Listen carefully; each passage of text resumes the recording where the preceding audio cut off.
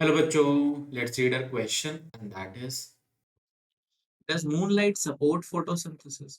हमें बताना है कि क्या मूनलाइट फोटोसिंथेसिस सपोर्ट करता है। इसके रिगार्डिंग हम सीधे सीधे ये आंसर लिख सकते हैं कि no, moonlight does not support photosynthesis.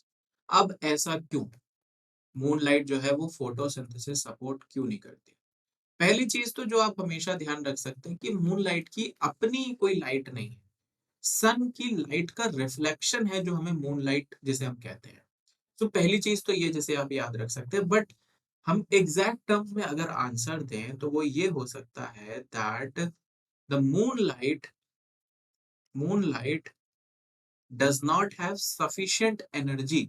Moon light में इतनी एनर्जी नहीं होती है।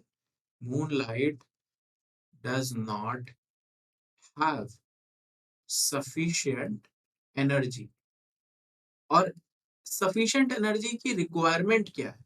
Moonlight does not have sufficient energy to excite chlorophyll molecule. जो क्लोरोफिल मॉलिक्यूल का एक्साइटमेंट होता है वो नहीं कर पाता है ये, दैट इज मूनलाइट, जिसकी वजह से हम कहते हैं कि ये फोटोसिंथेसिस नहीं कर सकता है। और एक्साइटमेंट से हम क्या समझते हैं? तो हमें पता है कि हमारे पास दो फोटो सिस्टम्स होते हैं, this is photo system 2 and this is photo system 1। तो जब इन पे लाइट पड़ती है, सनलाइट पड़ती है लाइक दिस, तो ये एक्साइटेड होते हैं, which is eventually involved in the movement of electrons as well, कि भाई ये इलेक्ट्रॉन भी कैरी करते हैं उस एक्साइटमेंट के थ्रू।